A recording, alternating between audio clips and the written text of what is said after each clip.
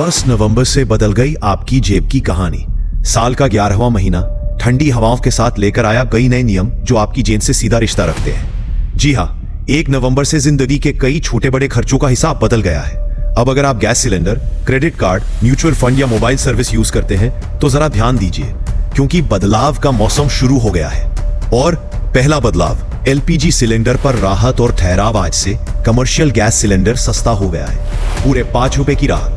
दिल्ली से लेकर पटना तक राहत की ये फुहार चली है। लेकिन घरेलू एलपीजी सिलेंडर की कीमत वहीं की वहीं है, यानी घर की रसोई में राहत की खुशबू अभी नहीं आई।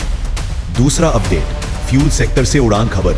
जेट फ्यूल यानी एयरलाइंस का इंजन फ्यूल, उसके दाम में भी कटौती की उम्मीद है। वहीं सीएनजी और पीएनजी के दामों में महीनों से शांति है, पर अब कभी भी इनकी कीमतों में हलचल आ सकती है। तीसरा झटका, एसबीआई क्रेडिट कार्ड यूजर संभल जाए। देश के सबसे बड़े बैंक एसबीआई ने अपने कार्ड नियमों में बड़ा बदलाव किया है।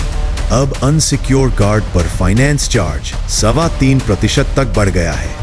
और अगर आपने 500 रुपए से ज्यादा का यूटिलिटी बिल क्रेडिट कार्ड से भरा तो देना होगा 1% का एक्स्ट्रा चार्ज, यानी अब स्वाइप करना थोड़ा महंगा पड़ सकता है। चौथा नियम, म्यूचुअल फंड में पारदर्शिता का नया दौर।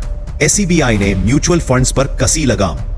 अब अगर किसी फंड कंपनी के नॉमिनी या रिश्तेदार ने 15 लाख से ज्यादा का ट्रांजैक्शन किया तो उसकी जानकारी देना जरूरी होगा।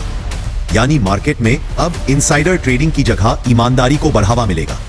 8वां अपडेट, स्पैम मैसेज से राहत का तोहफा। पीआरएआई के नए नियमों के तहत अब जियो, एयरटेल जैसी कंपनियों को मैसेज ट्रेसिंग सिस्टम लगाना होगा। मतलब अब कोई भी फेक या स्पैम मैसेज आपके फोन तक पहुंचने से पहले ही ब्लॉक हो जाएगा। थोड़ी डिजिटल राहत तो है ना। और हाँ, बैंक छुट्टियां भी याद रखिए। आरबीआई ने नवंबर की बैंक हॉलिडे लिस्ट जारी कर दी है। इस महीने 13 दिन बैंक बंद रहेंगे। त्योहारों के साथ बिहार चुनावों की वजह से भी अतिरिक्त छुट्टियां रहेंगी। तो कुल मिलाकर नवंबर की शुरुआत में ही आपकी जेब पर नई चाल चली गई है। कहीं राहत, कहीं महंगाई का दबाव। इसलिए महीने की शुरुआत में ही थोड़ा प्लान, थोड़ा कैलकुलेशन आपकी फाइनेंशियल हेल्थ के लिए जरूरी है।